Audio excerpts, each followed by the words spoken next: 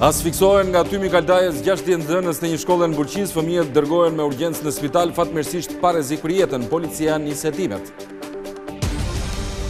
Ambasadorja gjermane në Tiranë Susan Schütz kërkon goditjen e krerëve të krimit në Shqipëri, priten rezultate konkrete nga betejë kundër drogës. Prokuroria e krimeve të rënda kërkon burgim të përjetshëm për Denis Shtrazën, akuzohet për rrëmbimin, torturimin dhe vrasjen e Gazmen Çollakut. Me 75 vota pro dhe 47 kundër, Parlamenti miratoi buxhetin e shtetit. 2018 parashikon rritje pagash në arsim dhe shëndetësi, investimet më të mëdha për rrugët.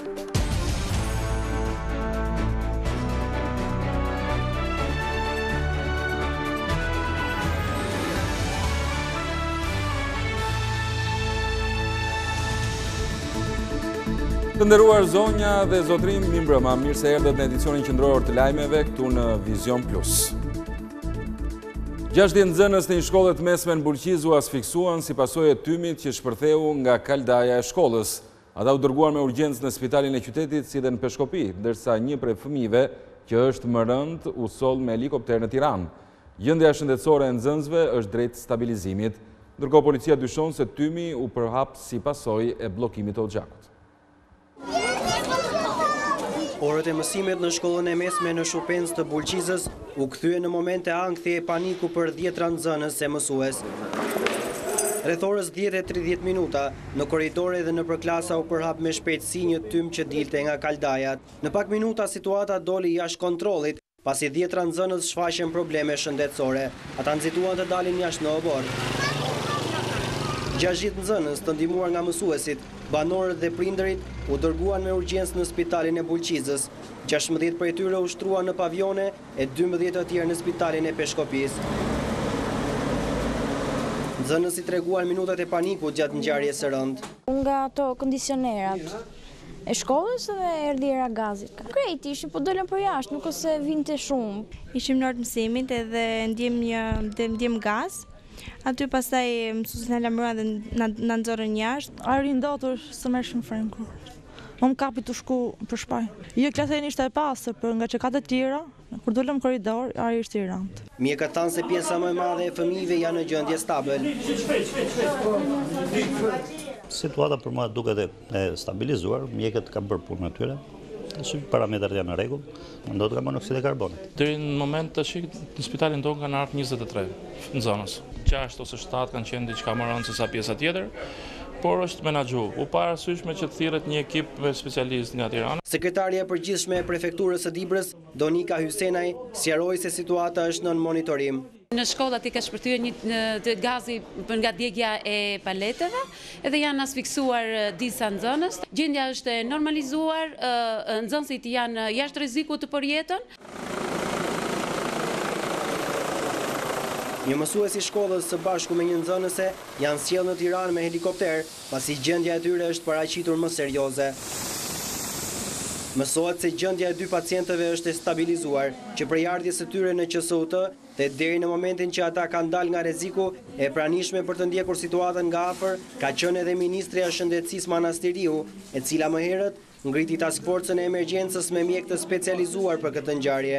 Ekspertë të shëndetit publik po kryejnë analizat për të saktësuar shkakun e intoksikimit të nxënësve të shkollës së mesme Shupens. Grupi hetimor dhe policia e Burqizës shkuan pranë shkollës për të zbardhur shkaqet e kësaj ngjarjeje të rëndë. Paraprakisht dyshohet se tymi shpërtheu për shkak se kaldaja nuk ishte provuar asnjëherë. Nga ana tjetër, Hoxhaqet nuk kanë funksionuar, duke bërë që tymi të kthehet mbrapsht e të mbulonte ambientet e brendshme të shkollës. Për këtë ngjarje ka reaguar edhe Ministria e Arsimit. Lindita Nikola ka kërkuar që të gjithë drejtuesit rajonal të arsimit të kryejë një inspektim në bashkëpunim me pushtetin vendor për verifikimin e kaldajeve në të gjitha shkollat. Në lidhje me ngjarjen e Shupenzës ka reaguar edhe kryetari i Partisë Demokratike Lulzim Basha, i cili fajson qeverinë për pasigurinë e nxënësve nëpër shkolla. Në një status në Facebook, kryedemokrati shprehet, po ndjek nga afër gjendjen e nxënësve të gjimnazit Shupenzës të asfiksuar në orën e mësimit nga gazi karbonik. Shpreh keqardhjen dhe revoltën për pasigurinë e ambienteve që vënë në rrezik shëndetin e nxënësve në shkolla. Basha thot se investimet në shkolla nuk duhet bëhen pjesë e babëzisë qeveritare qendrore apo lokale. I menjëhershëm ka qenë reagimi i ministres arsimit Lindita Nikola, e cila e akuzon Bashën se po kërkon të bëjë politik me këtë ngjarje të rëndë. Sot, ne të gjithë po merremi me fëmijët e Shupenzës dhe ju siguroj se fal angazhimit të të gjithëve, ata fëmijë po marrin shërbimin e duhur në kohën e duhur, thekson Nikola. Situata e krimit të organizuar në Shqipëri konsiderohet serioze nga Gjermania, e cila bën apel për të goditur krerët e organizatave më të fuqishme. Ambasadorja gjermane në Tiranë, Susan Schütz, thot për Vizion Plus se duhen rezultate konkrete, sidomos kundër trafikut të drogës. Ashtu si SBA, edhe Gjermania kërkon rezultate konkrete për kapjen e peshqeve të mëdhej, siç janë quajtur krerët e grupeve kriminale në vend. Ambasadorja gjermane në një intervistë për Vizion Plus tha se situata e krimit të organizuar në Shqipëri është shqetësuese. Sigurisht që situata e krimit të organizuar në Shqipëri është mjaft shqetësuese edhe për Shqipërinë, jo vetëm për ne. Ne presim që të luftojnë jo vetëm strukturat e organizuara kriminale, por edhe drejtuesit e tyre. Ambasadorja gjermane përkrah krijimin e Task Forces, e cila do të luftojë krimin e organizuar dhe kanabisin. Për këtë çështje, shteti gjerman ka ofruar edhe konsulencën e oficerëve të saj në mënyrë që të arrijen rezultate konkrete. Ne përshëndesim shumë faktin që pranë Ministrisë së Brendshme është ndërmarrë hapi konkret i krijimit të Task Forces lidhur me luftën ndaj krimit të organizuar dhe në veçanti kundër kanabisit. Ne shpresojmë që të arrijen rezultate konkrete dhe për këtë qëllim kemi angazhuar një konsulencë afatgjatë pranë kësaj Task Force. E rëndësishme është jo vetëm të arrijen rezultate konkrete në reduktimin e sasisë së drogave, por edhe në luftën kundër strukturave kriminale. Luftimi i korrupsionit, drograve dhe grupeve kriminale do të bëjë të mundur sipas ambasadores hapjen e negociatave me BE-n. Ne mbështesim në mënyrë të fuqishme Shqipërinë në rrugën drejt Bashkimit Evropian. Shpresojmë që hapat e mëtejshëm që janë të nevojshëm lidhur me nisjen e çeljes së bisedimeve të antarësimit do të ndërmerren së shpejti. Sigurisht që kusht për këtë është një progres i Shqipërisë, për sa i përket përmbushjes së 5 prioriteteve kyçe të përcaktuara nga Bashkimi Evropian, ndërto reforma në drejtësi dhe lufta kundër krimit të organizuar dhe korrupsionit. Përshëndesim faktin që procesi vettingut ka hyrë në një fazë operative të vetën dhe sigurisht shpresojmë që edhe në sektorët e tjerë të ketë sa më shpejt progres. Sa i përket çështjes së azilantëve, diplomatja gjermane tha se Shqipëria është një vend i sigurt dhe nuk do të pranohet asnjë kërkesë. E vetmja mënyrë për të shkuar dhe punuar atje është si një profesionist.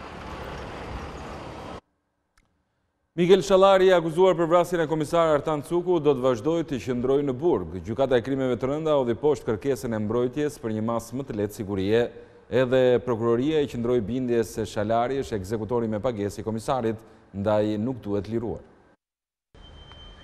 Gjykata e krimeve të rënda nuk ndryshoi masën e sigurisë me burg për Mikel Shallarin, 24 vjeçarin e dyshuar si vrasësin e ish komisarit të policisë Artan Cuku. Mbrojtja kishte kërkuar zëvendësim të masës nga arrest me burg në shtëpie, por gjykata e la sërish prapahekurave të riun. Avokati i tij tha se të dhënat që paraqiten në gjyqi rrezikojnë jetën klientit dhe familjarëve të tij, ndaj u kërkua që seanca të zhvillohet pa praninë e medjave dhe të publikut. Kërkesë e cila u pranua nga gjykata dhe për ruajtje të sekretit hetimor. Sipas prokurorisë, 24 vjeçari është ekzekutori ish komisarit të policisë, pasi gjurmët gjenetike të gjetura në rrobat e hedhura prej tij vërtetojnë se personi i cili largohet nga skena e krimit është ai. Ngjarja e rëndë ndodhi prilin e këtij viti kur ish kryepolici i Vlorës u vra në hyrje të pallatit ku banonte në rrugën e kosovarëve në kryeqytet. I riu nga Kuçova u arrestua gati një muaj më vonë pas mbërritjes së profilit gjenetik nga Zvicra, që u bë i mundur falë rrobave të tij të hedhura në një kazan mbeturinash. Pas gjetjes së tyre, kjo dhe nga këshyrja e kamerave të sigurisë, autoritetet zviceriane arritën të nxirrin prej veshjeve profilin e ADN-s. Mikel Shallari e pranoi vrasjen pas arrestimit, krim për të cilin ishte kontraktuar si vrasës me pagesë nga persona ende të panjohur për policinë. Prokuroria e krimeve të rënda kërkoi burgim të përjetshëm për Denis Shtrazën, të akuzuarin për rëmbimin dhe vrasjen e Gazmen Çollakut në janarin e vitit 2016. Sipas akuzës, Shtraza është person me rrezikshmëri të lartë shoqërore, kjo pas ngjarjes fundit me rëmbimin e Gazmen Çollakut, ndaj dhe u kërkua dënimi i tij me burgim të përjetshëm. Denis Shtraza u akuzua së bashku me Ervin Talipaj, një punonjës i policisë, i cili u vra gjatë një atentati në prill të këtij viti tek mbikalimi i Sukthit. Denis Shtraza asnjëherë nuk pranoi akuzën, madje ai pretendonte se me Çollakun kishin miqësi. 4 pjesëtarët e forcave komando që dezertuan rrezikojnë të dënohen me 5 vjet burgim. Organi akuzës ka nisur me një hetimet pas kallëzimit të bërë nga policia ushtarake. Seksioni ushtarak në Prokurorinë e Tiranës nisi hetimet për dezertimin e 4 ushtarakëve komando një ditë më parë në Angli. Kallëzimi u depozitua nga policia ushtarake, kjo pasi 4 komandot nuk u kthyen nga Anglia pas një trajnimi. Burime pranë organit të akuzës tanë se nga fillimi i tetorit e deri në fillim të muajit nëntor, policia ushtarake ka depozituar 16 kallëzime penale kundër efektiveve të ushtrisë që kanë thyer betimin, por shumica janë për veprat penale të mosparaqitjes në repart apo vendin e shërbimit. Reni Ajazi nga Gramshi, Ylbert Tokri, Aleksandër Shkulaku nga Pogradeci dhe Klevis Lamkaj nuk u kthyen nga Londra ku ishin për një stërvitje ushtarake. Për këtë, sipas Ministrisë së Mbrojtjes, ata akuzohen për veprën penale të dezertimit, e cila sipas kodit penal ushtarak në nenin 33 të saj, parashikon deri në 5 vite heqje lirie. Majoranca miratoi me votat e saj buxhetin e vitit të ardhshëm. 2018 do të shënojë rritje të pagave në sektorin e arsimit dhe shëndetësisë, ndërsa vëmendja përqendrohet edhe tek infrastruktura rrugore. Grumbullimi të ardhurave parashikohet rritet me 27 miliard lekë. Pas një seance maraton diskutimesh, Kuvendi miratoi në orët e para të së premtes projekt buxhetin dhe paketën fiskale 2018 me 75 vota pro. Mbyllet votimi, 75 vota pro, 47 kundër, 17 s'kan marrë pjesë në votim, miratohet projekt ligjin parim për buxhetin e vitit 2018. Por çfarë përmban ligji më i rëndësishëm financiar i vitit? Buxheti parashikohet në shifrën prej 497 miliard lekë, një shumë kjo që do të përdoret për paga, investime, pagesa borxhi e të tjerë, ndërsa për të dytin vit me radhë borxhi publik do të shënojë rënje. Sipas parashikimeve vitin e ardhshëm nuk pritet të ketë rritje pagash në tërësi për administratën, por vetëm për sektorët prioritar, si arsimi, shëndetësia dhe indeksim për pensionistët. 2018 do të shënojë një rritje të ndjeshme të investimeve në infrastrukturë me një shifër rekord, 16% më shumë se viti aktual. Investimet do të përqendrohen më së shumti në ndërtim rrugësh, ku parashikohet të përfundojnë disa segmente rrugore, të cilat janë ende në proces, si bypassi Fierit, AI Vlorës, rruga Tiranë-Elbasan e të tjerë. Por kryefjala e diskutimeve për këtë buxhet ishte skema e partneritetit publik-privat që qeveria do të zbatojë për investimet e mëdha, për të cilat opozita ka shprehur shqetësim se në të do të përfshihen parat informale që vijnë nga aktivitetet të paligjshme. Sa i përket mbledhjes së të ardhurave, ato parashikohen në 464 miliard lekë, me një zgjerim nga viti aktual me 27 miliard. Këto parashtesë do të vinë si pasojë e rritjes së disa taksave, por edhe për shkak të mirë administrimit fiskal. Vitin e ardhshëm qytetarët do të paguajnë më shtrenjtë taksën e banesës, tarifën e ujit të pishëm në Tiranë, cigaret, makinat e luksit, ndërsa nëntëmi biznese do të jenë subjekti i tatimit mbi vlerën e shtuar si pasojë e uljes së kufirit të TVSH-s. Projekt buxheti miratuar në parlament sipas LSI-s varfëron përfundimisht familjet shqiptare. Kreu i grupit parlamentar Petrit Vasili tha se qeveria u rëndit krah interesave të oligarkëve dhe jo në mbështetje të qytetarëve. Ky është buxheti i një armiqësie të madhe shoqërore, të armiqësisë ndërmjet thash dhe një tjetër qeverisë dhe pasanikëve të mëdhej, klientë të saj dhe familjes shqiptare nga ana tjetër. Familja shqiptare ka marrë një shuplak shumë të rëndë të radhës, të shoqëruar dhe me depresionin e madh të mungesës shpresës. Pra nuk shikon dot më një qeveri që jep shpresë. E fundit që e përmbyll, do të thosha që ky buxhet shënon dhe fundin e qeverisjes për një arsye shumë thjeshtë. Në fund vitit 2018, kur të paraqitej buxheti i radhës të vitit 2019, unë nuk besoj që kjo qeveri harrin ta paraqisë buxhetin e 2019-s. Ministrat e jashtëm të Shqipërisë, Kroacisë dhe Malit të Zi takohen në Durrës 3 vendet bashkëpunim për reformat integruese dhe ruajtjen e sigurisë në rajon. Përfundon në Bruksel takimi i dytë i Këshillit të Stabilizim Asociimit Kosovë-BE. Ramush Haradinaj takon Mogherinin në dialogu me Serbinë në një fazë të re.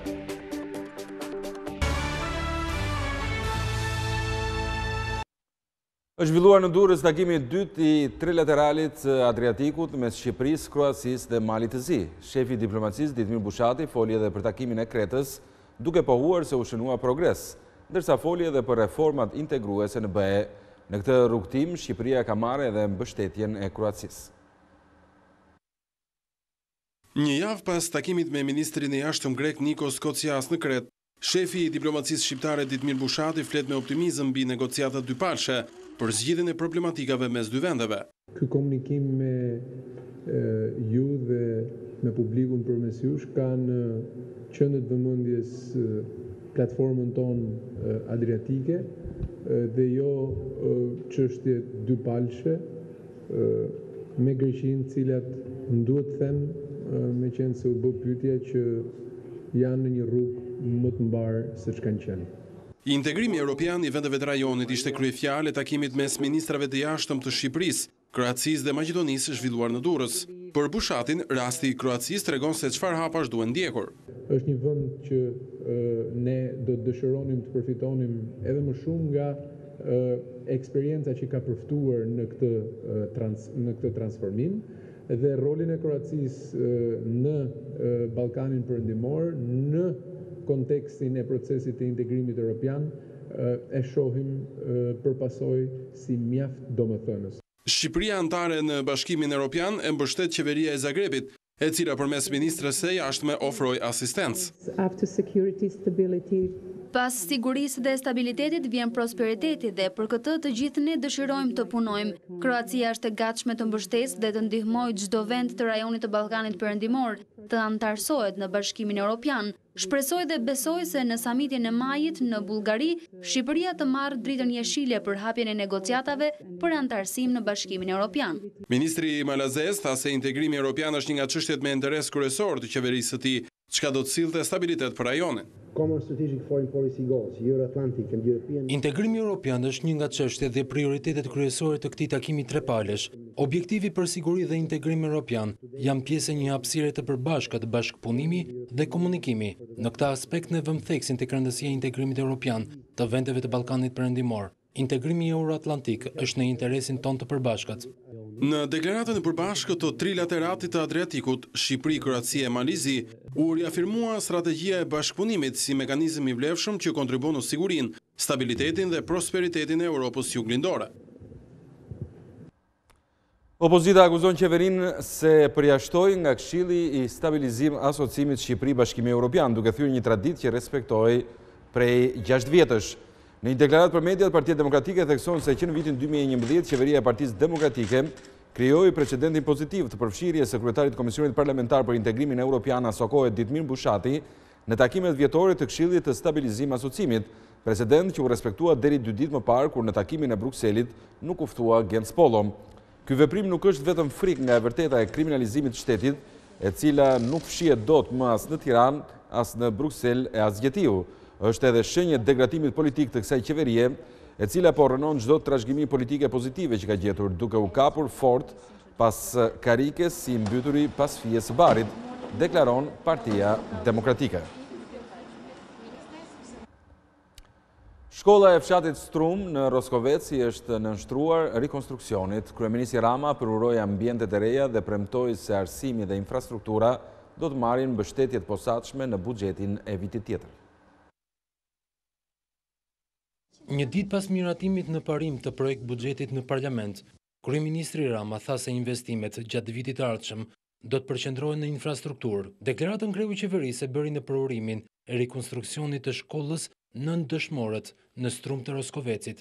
Në këtë vit të parë të mandatit do të fokusohemi në aspektet themelore të infrastrukturës kombëtare, si dhe një program tjetër për transformimin më teshëm të shkollave ku ka ende shumë për të bërë. Dhe më vjen shumë mirë që gjithë fëmijët që takova, duke filluar nga viti i ardhshëm, do t'i marrin librat falas, pra gjithë fëmijët e fillores do t'i kenë librat falas, që do t'jetë një lehtësim i rëndësishëm për buxhetin e prindërve të tyre, që mund të përdoret pastaj për të tjera gjëra në shërbim të fëmijëve. Investimi me vlerë 567.000 euro është pjesë e investimeve sociale dhe mjedisore të gazësjellësit Transadriatik, pjesë e marrëveshjes së kompanisë me qeverinë shqiptare. Investimi në shkollë përfshin rekonstruksionin e plotë të ambienteve të brendshme dhe të jashtme të godinës. Kjo e premte shënoi 73 vjetorin e çlirimit të kryeqytetit shqiptar. Kryebashkiaku i Tiranës Erion Velia, i shoqëruar nga veteranë dhe përfaqësues të politikës, nderuan kujtimin e të rëndëve. Kanë kaluar 73 vjet nga dita kur kryeqyteti shqiptar u çlirua. Kryetari i Bashkisë së Tiranës, ministra, politikanë, veteranë të luftës nacionale çlirimtare kanë nderuar para monumentit të ushtarit të panjohur, kujtimin e atyre që dhanë jetën për çlirimin e Tiranës. Ky është një qytet që nuk është këtu nga rastësia. Është këtu fal kontributit atyre që e themeluan, fal kontributit atyre që punuan për këtë qytet, por sot në këtë përvjetor është edhe fal atyre që dhanë jetën për këtë qytet. Sipas Veliajt, sot Tirana përballet me sfida të reja, por sërish ka nevojë për heronj.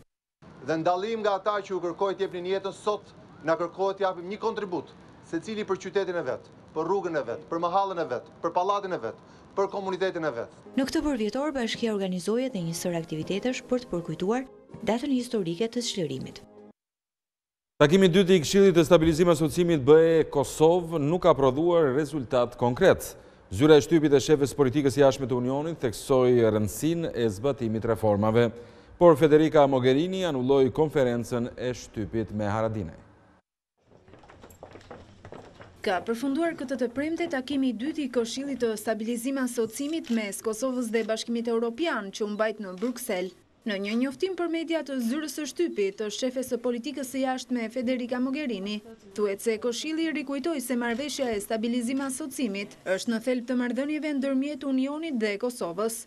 Brukseli theksoi se Prishtina mbetet e përkushtuar për të përmbushur reformat e parashikuara, si sundimi i ligjit, respektimi të drejtave themelore dhe zhvillimin ekonomik. Nga ana tjetër, kryeministri Haradinaj u shpreh se Kosova po punon për reformat, por nënvizoi rëndësinë e përmbylljes së procesit të liberalizimit të vizave me BE-n, lidhur me dialogun me Beogradin. Haradinaj theksoi se duhet të përfundojë me një rezultat konkret të njohjes reciproke ndërmjet dy shteteve. Në fund të takimit ishte parashikuar mbajtja e një konference të përbashkët për media, e cila u anullua për shkak të disa mos pajtimeve që u shfaqën gjatë takimit, por pa dhënë hollësi se për çfarë bëhet fjalë. Një ligj i ri për median është miratuar në parlamentin rus. Ai ka në fokus ato televizione, gazeta apo portale që financohen nga shtete të ndryshme. Presidenti Putin synon të rrisë kontrollin pikërisht ndaj mediave që janë më kritike me pushtetin. Shkrimtarja greke Lena Manda prezantoi në Panai romanin e saj Theanoja, ujkonja e Stambollit. Libri tregon historinë e një gruaje që shndrohet në egërsirë duke përjetuar dashurinë dhe urrejtjen. Këtij panairi të librit nuk i kanë munguar autorët e huaj të pranishëm në stenda, edhe pse takimet e tyre me publikun kanë qenë më pak se edicionet e shkuara. Shkrimtarja greke Lena Manda është një prej tyre. Ajo ka takuar lexuesit e saj shqiptar dhe ka prezantuar veprën e saj, Theanoja, ujkonja e Stambollit. Kjo është historia e një gruaje që u shndërrua në një egërsirë. Ajo nuk lindi e tillë, por u shndërrua nga rrethanat dhe për hir të njerëzve të saj më të dashur. Ajo njohu dhe përjetoi dashurinë dhe urrejtjen, e gjithkund vërtitet mes këtyre dy ndjesive. Shpresoj që publiku ta pëlqejë këtë vepër njëlloj si edhe veprat e tjera të mia që prezantohen në këtë stend. Romani fundit i Mandës vjen në shqip nga Kristopulla, që në këtë prezantim shkëputi për publikun disa pjesës dhe atë veprës.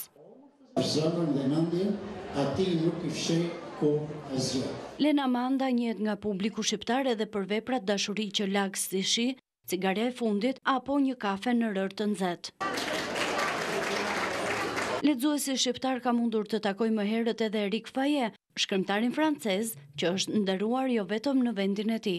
Faye fituesi çmimit të madh për romanin në 2010-ën, por edhe një ndër më të përkthyerit sot në Europë, prezantoi për publikun shqiptar veprën e tij Nagasaki. Të vërtetat e ekranit që nuk shihen nga publiku vinë në një libër që i kushtohet talk show televiziv. Botimi me autor gazetarin Elvin Luku është vlerësuar nga pedagogët e Departamentit të Gazetarisë dhe Komunikimit. Një libër që zbulon prapaskenat dhe sekretet e formatit talk show në televizion. Ky është botimi më i fundit i cili është prezantuar lexuesve me autor gazetarin Elvin Luku. Akademiku Artan Fuga, referues në promovimin e botimit, tha se studimi hedh dritë mbi të vërtetat e asaj që nuk shihet në ekran. Është një studim që është bërë në kushtet kur big data, pra baza e të dhënave për gazetarët, edhe për të dhënat numerike për emisionet janë pothuajse inekzistente, dhe Luku ka bërë një punë siç bënte Pastëri, duke nxjerrë të dhëna statistikore nëpërmjet intervistës. Ka gjetur që në titull idenë që ajo që shihet të vërtetën e ka atje ku nuk shihet, që në fakt që nga koha e Platonit është baza e shkencës. Ndërsa drejtuesi i Departamentit të Gazetarisë dhe Komunikimit Mark Marku u shpreh se libri fokuson zhanrin më të përhapur dhe të kritikuar të televizionit. Zbulon origjinat e televizionit, e talk show si gjini televizive, zbulon vetë karakteristikat e talk show shqiptar, me gjithë të mirat dhe që ka, normalisht është një gjeni dominuese në media shqiptare, por është edhe gjeni shumë e kritikuar. Ndërkohë vetë autori theksoi se një nga problematikat kryesore është mungesa e publikut dhe angazhimit të tij në këto programe. Komunikimi mes të ftuarit, moderatorit dhe publikut është dëmtuar rënd sepse i është hequr një nga nyjet e saj më të forta që ka të bëjë me publikun, dhe kemi thjesht një komunikim vertikal nga lart poshtë mes të ftuarit dhe moderatorit, ndërkohë që audiencat janë thjesht pasive. Të pranishëm në këtë promovim ishin moderator të ekranave, pedagog, gazetar dhe student të komunikimit.